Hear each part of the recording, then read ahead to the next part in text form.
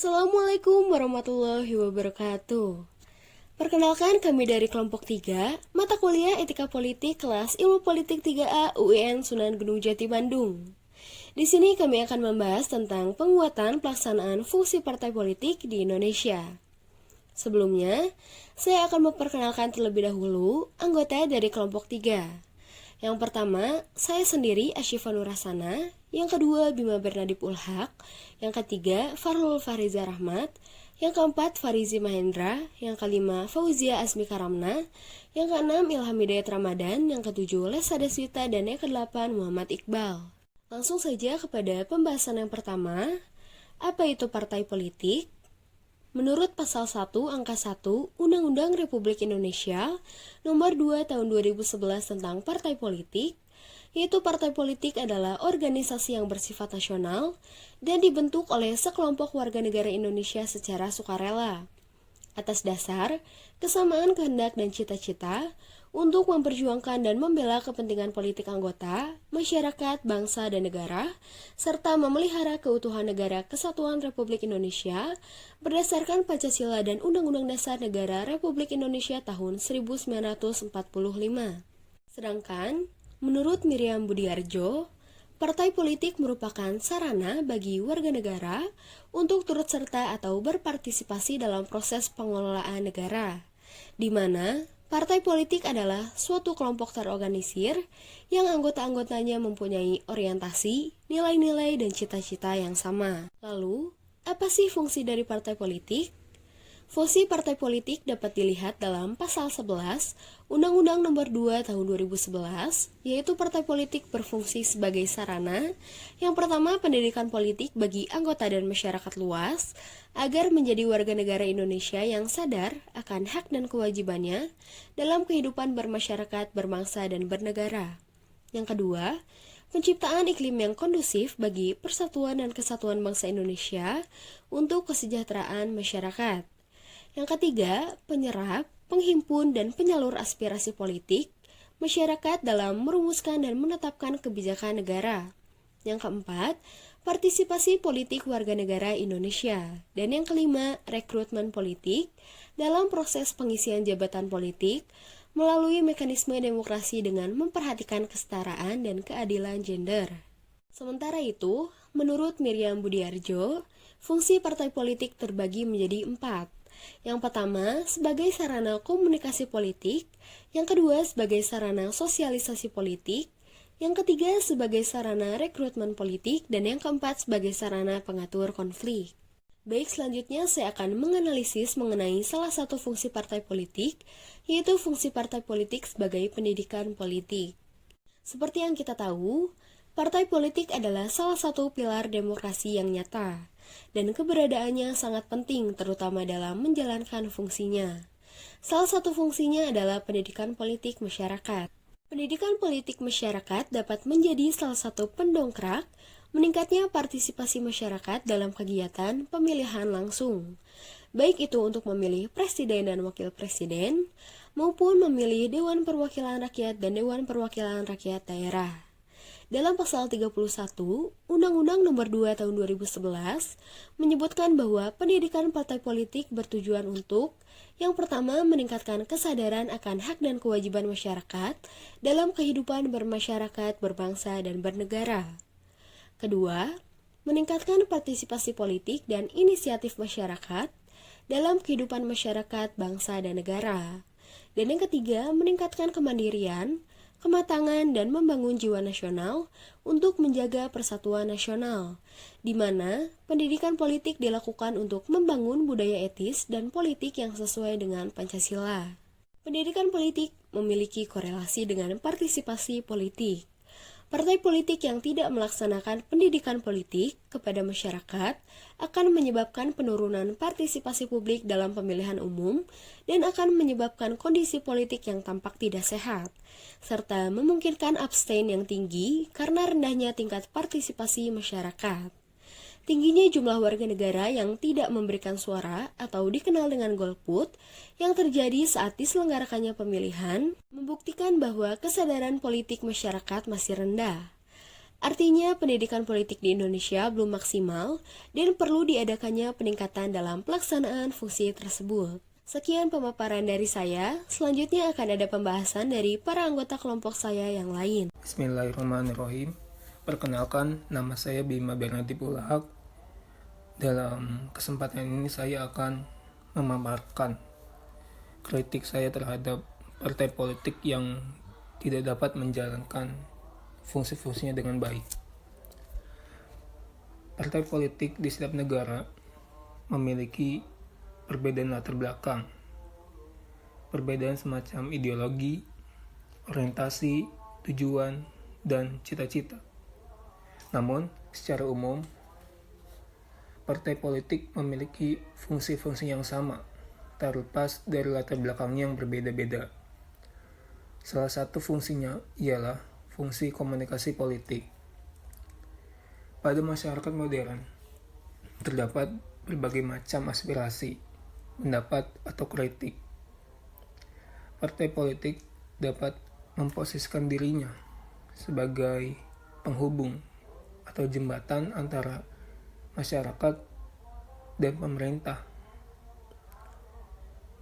Lalu, partai politik pun dapat dijadikan sebagai alat pengeras suara bagi rakyat untuk menyuarakan keinginannya dan dijadikan sebagai mata oleh pemerintah untuk melihat kondisi faktanya bagaimana yang terjadi di masyarakat luas.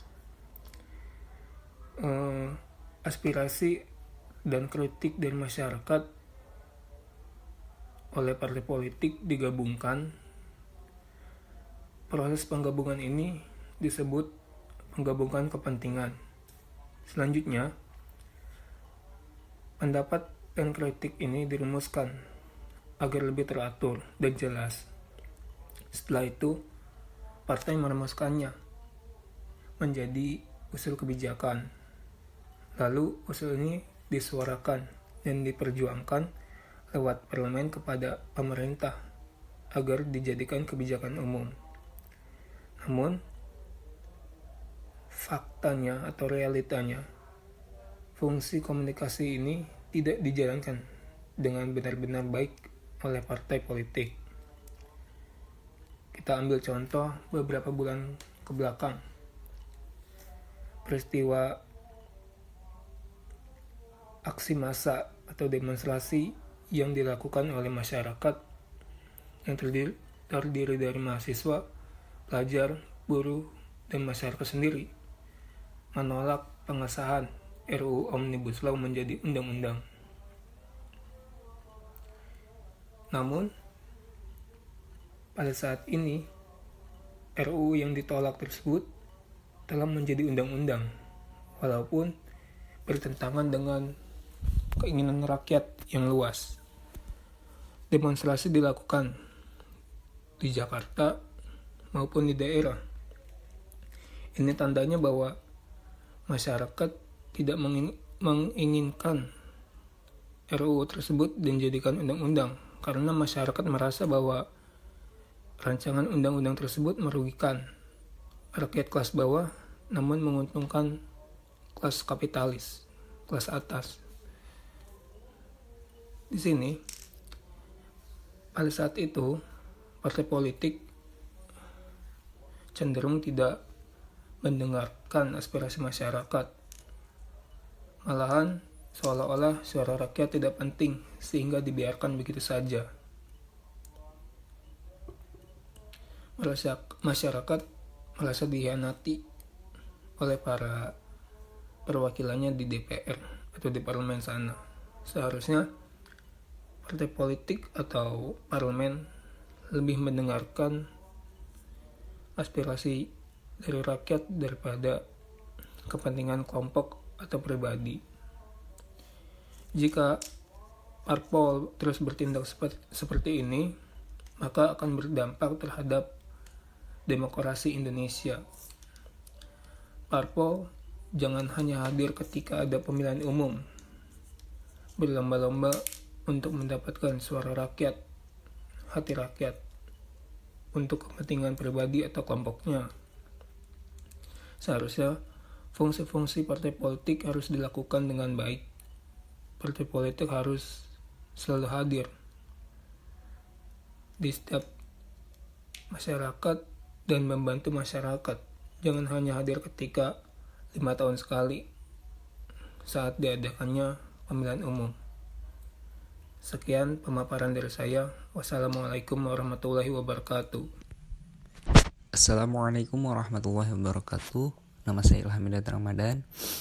Di sini saya akan memaparkan pembahasan yang menjadi topik utama presentasi kelompok ini. Pada tahun 2017, survei dilakukan oleh Indobarometer yang mengungkapkan bahwasanya tingkat kepercayaan masyarakat terhadap partai politik masih buruk. Hal ini ditunjukkan dengan penilaian masyarakat sebesar 51,3% menilai bahwa perpolitikan itu berkonotasi buruk. Ketidakpercayaan masyarakat berimbas pada penilaian masyarakat yang merasa tidak dekat dengan partai politik, yaitu berkisar sekitar 62,9% dari persentase survei yang dilakukan on Indobarometer pada tahun 2017. Pada lembaga survei yang lain, yaitu SMRC, pada Oktober 2016 menunjukkan hal yang serupa, dan Muhsinin berpendapat bahwa terdapat beberapa faktor yang dapat menjelaskan penyebab adanya distrust atau penurunan tingkat kepercayaan tersebut. Di antaranya adalah banyaknya anggota partai politik yang tersangkut kasus pidana, terutama korupsi. Perpecahan internal politik misalnya juga mewarnai dari sekian penyebab yang membuat masyarakat tidak percaya kepada partai politik. Ataupun kader atau anggota partai yang tidak menepati janjinya, bahkan tidak menjadi representasi yang baik ketika sudah terpilih menjadi anggota dewan atau kepala daerah. Berkaca pada realitas di atas, maka partai politik harus mampu mengembalikan fungsi awalnya sebagai elemen yang bertugas memberikan pendidikan politik kepada masyarakat. Fitriah berargumen bahwasanya partai politik merupakan elemen yang bertugas untuk memberikan pendidikan politik kepada masyarakat. Tugas pokok dari partai politik itu adalah pendidikan politik pada masyarakat, di samping menjembatani para kadernya untuk dapat duduk pada jabatan-jabatan tertentu. Pendidikan politik adalah proses pembelajaran, pemahaman tentang hak, kewajiban, dan tanggung jawab setiap warga negara dalam kehidupan berbangsa dan bernegara. Tetapi pada realitasnya, perjalanannya, partai politik yang ada lebih mementingkan kepentingan politik ketimbang pendidikan politik rakyatnya. Sehingga pemilu bukan menjadi sarana pendidikan politik, melainkan hanya memperoleh dukungan suara. Partai politik sebenarnya memainkan peran yang besar dalam kehidupan berbangsa dan bernegara. Indonesia sebagai negara yang demokratis memerlukan partai politik untuk menjalankan sesuai peran dan fungsinya. Perlu adanya revitalisasi partai politik mengenai fenomena ini. Menurut Muriam Budiarjo di dalam bukunya yang cukup populer, yaitu Dasar-Dasar Ilmu Politik, terdapat beberapa fungsi dari partai politik dalam negara yang demokratis. Yang pertama adalah partai politik sebagai sarana komunikasi politik. Yang kedua, sebagai sarana sosialisasi politik. Yang ketiga, sebagai rekrutmen politik. Dan yang keempat, sebagai pengatur konflik. Seperti yang tercantum di dalam Undang-Undang Nomor 31 Tahun 2002 Pasal 6, bahwasanya tujuan umum partai politik yaitu mewujudkan cita-cita nasional bangsa Indonesia yang sebagaimana termaktub di dalam pembukaan Undang-Undang Dasar tahun 1945, serta mengembangkan kehidupan berdemokrasi berdasarkan Pancasila dengan menjunjung tinggi kedaulatan rakyat. Setelah itu mewujudkan kesejahteraan yang merata bagi seluruh rakyat Indonesia tanpa terkecuali, tanpa ada diskriminasi dan tanpa ada pengkhususan terhadap golongan tertentu. Dan kemudian seharusnya tujuan umum tersebut yang termaktub dalam Undang-Undang Nomor 31 Tahun 2002 dapat diinterpretasikan melalui ADART partai yang kemudian dapat diaktualisasikan oleh tiap-tiap kader partai. Apabila partai dapat menjalankan tugas dan fungsinya dengan baik, maka distrust di kalangan masyarakat atau konotasi buruk terhadap politik sudah tentu tidak akan terjadi atau tidak akan menjadi suatu paradigma yang merajalela di masyarakat. Oleh karena itu, apabila tiap partai mampu menjaganya, maka tatanan demokrasi Indonesia pun akan berjalan dengan semestinya. Cukup sekian yang dapat saya sampaikan. Mohon maaf apabila masih banyak kekurangan. Aku qouli hadza wa astaghfirullah li wa lakum. Assalamualaikum warahmatullahi wabarakatuh. Baik, itu tentang partai politik sebagai pengatur konflik, yang dimana fungsi partai politik sangat penting bagi penganut sistem demokrasi, karena dalam setiap pemilihan struktural jabatan harus melalui partai politik. Nah, oleh karena itu, partai politik sangat memiliki peranan penting dalam terpilihnya para penyelenggara yang baik serta kewenangan yang baik bagi kualitas penyelenggaraan negara. Nah, sebagai sarana komunikasi politik terhadap aspirasi masyarakat, partai politik juga sangat berperan aktif dalam sosialisasi politik. Hal ini biasanya partai politik memberikan sebuah sikap ataupun pandangan maupun pendapatnya terhadap kejadian ataupun fenomena dari setiap kebijakan politik yang terjadi di tengah masyarakat. Adapun partai politik sebagai pengatur konflik, biasanya di dalam suatu lingkungan bermasyarakat sering terjadi perbedaan pendapat. Nah, di sini peranan partai politik menjadi jalan penengah bagi masyarakat luas, serta memberikan sebuah pandangan guna menyikapi konflik tersebut yang terjadi di tengah masyarakat.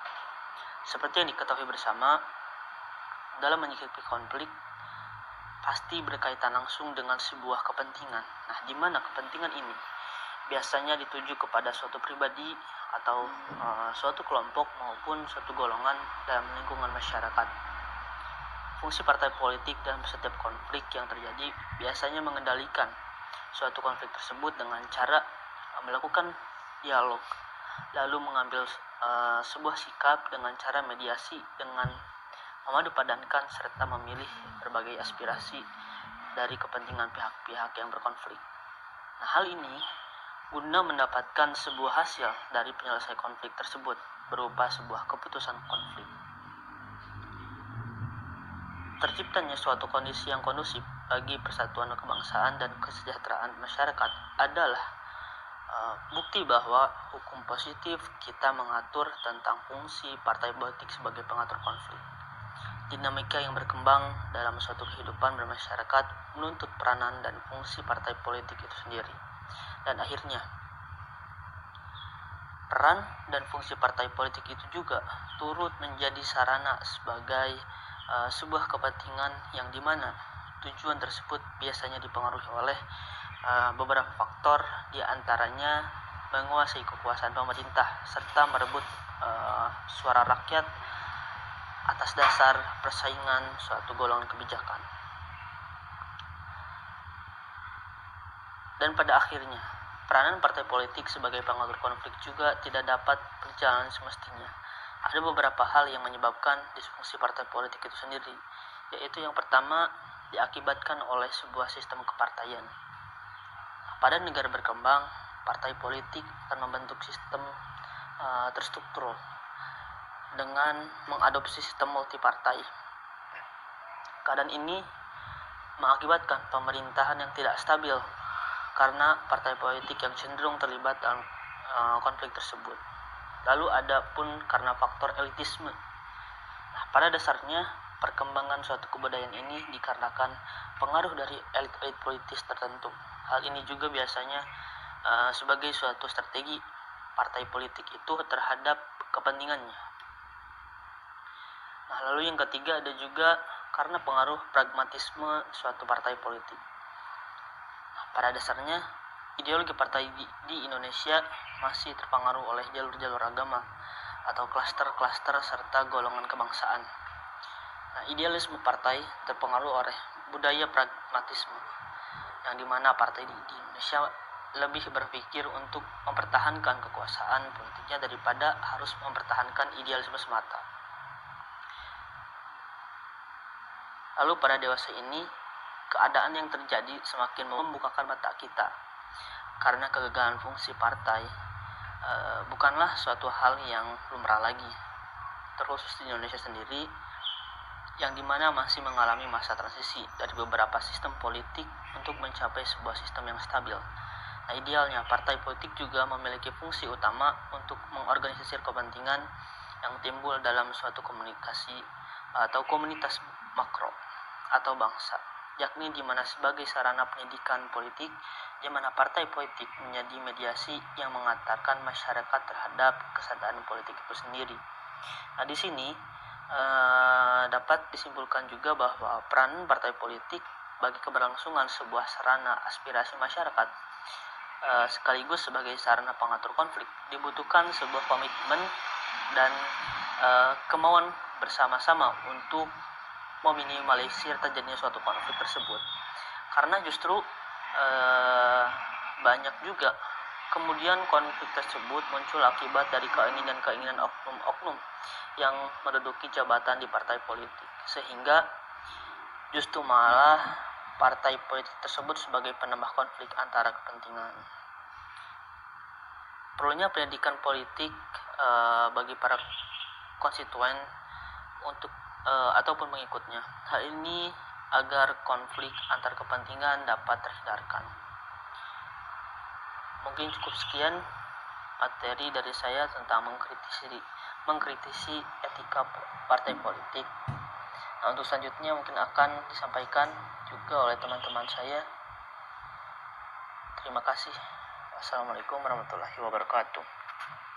Assalamualaikum warahmatullahi wabarakatuh. Saya Muhammad Iqbal Febriansyah akan melanjutkan mengenai kritik terhadap partai politik. Dalam bagian ini adalah kontrol kekuasaan. Dalam demokrasi yang ideal dibutuhkan adanya kekuasaan pemerintah yang dapat dicek dan dikontrol oleh rakyat untuk menghindari rezim otoriter. Secara historis banyak contoh dari kekuasaan berlebihan yang gagal dikontrol oleh pihak di luar pemerintah yang berujung pada rezim diktator, seperti partai Bolshevik di Rusia ataupun partai Nazi di Jerman. Oposisi merupakan manifestasi konkret dari nilai abstrak demokrasi. Demokrasi hanya akan berkembang dengan dinamisnya konsultasi antara pihak, gagasan antara pemerintah dan oposisi. Karena hal tersebut perlu adanya pihak yang mampu mempersonasikan rakyat dalam panggung perebutan kekuasaan, yang mana mereka juga dapat sebagai wadah untuk mengkritisi pemerintah. Untuk kontrol kekuasaan tersendiri, menurut Rama Bakti, ialah kegiatan untuk mengkritisi dan meluruskan kesalahan, kelemahan, dan penyimpangan dalam isi buku suatu kebijakan atau dalam pelaksanaan kebijakan yang dibuat dan dilaksanakan oleh pemerintah. Dalam melakukan suatu kontrol politik atau pengawasan, harus ada tolak ukur yang jelas sehingga kegiatan tersebut bersifat relatif dan objektif. Adapun tolak ukur politiknya adalah berupa nilai-nilai politik yang dianggap ideal dan baik dari Indonesia tersendiri, ialah sesuai dengan nilai-nilai yang terkandung dalam Pancasila dan Undang-Undang Dasar 1945. Dan pihak yang tepat sekali lagi ialah partai politik dalam hal ini. karena dengan sumber daya dan ideologi yang merefleksikan kepentingan rakyat Indonesia. Dalam sistem parlementer, partai politik dapat melakukan manuver oposisi dengan mengeluarkan mosi tidak percaya dengan mendapatkan mayoritas suara parlemen dan menjatuhkan eksekutif. Namun dalam sistem presidensial, walaupun tidak bisa secara langsung, tetapi pihak oposisi dalam parlemen atau dewan dapat mempengaruhi pandangan dan suara rakyat terhadap partai yang berkuasa ataupun pada eksekutif. Di Indonesia tersendiri, partai oposisi memiliki sejarah panjang, seperti setelah pada masa reformasi yang pada awalnya tidak begitu terlihat karena memang sedang mengalami masa transisi. Pada masa Gus Dur barulah mulai terlihat partai oposisi setelah Gus Dur melakukan beberapa penggantian menteri dalam kabinetnya yang mana banyak mencederai dan kepercayaan partai-partai besar seperti PDIP maupun PAN, yang berujung pada sidang luar biasa MPR pada masa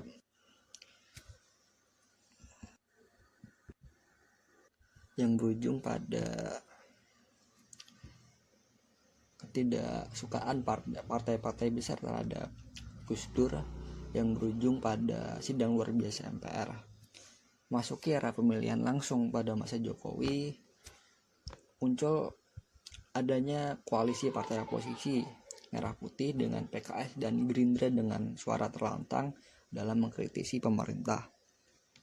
Namun setelah pemilu 2019, setelah Jokowi Ma'ruf terpilih sebagai presiden dan wakil presiden, salah satu dari partai besar tergabung dalam koalisi Merah Putih yang sebelumnya sangat tegas menjadi oposisi dan mengkritisi pemerintah, berpindah haluan dan masuk dalam kabinet maju 2019 dan 2024. Hal tersebut sangat disayangkan dengan Gerindra masuk pada pemerintahan, menjadi ketidakseimbangan antara pemerintah dengan oposisi, di mana partai yang berkuasa adalah mayoritas dari partai-partai besar dan menyisakan PKS dengan tetap tegas dan lantang sebagai oposisi dan mengecek kekuasaan dari pemerintah. Memang di sisi lain, pembangunan negara dalam kedepannya akan lebih mudah karena hal itu minim perlawanan partai oposisi, tapi juga di sisi lain menyebabkan kekuasaan besar yang minim kritik menjadi lebih mudah disalahgunakan. Karena itu merupakan catatan penting bagi politisi dan kekuatan politik, sebab kontrol terhadap kekuasaan oleh partai politik bisa dibilang lebih penting daripada kontrol dari media ataupun universitas. Sekian dari saya. Wassalamualaikum warahmatullahi wabarakatuh. Baik, sekian pembahasan dari kelompok 3 mata kuliah Etika Politik. Pada intinya perlu ada beberapa peningkatan dari fungsi partai politik agar masyarakat dapat terlibat langsung dalam kegiatan perpolitikan di Indonesia. Sekian dari kelompok kami, mohon maaf apabila ada kesalahan. Terima kasih atas perhatiannya. Wassalamualaikum warahmatullahi wabarakatuh.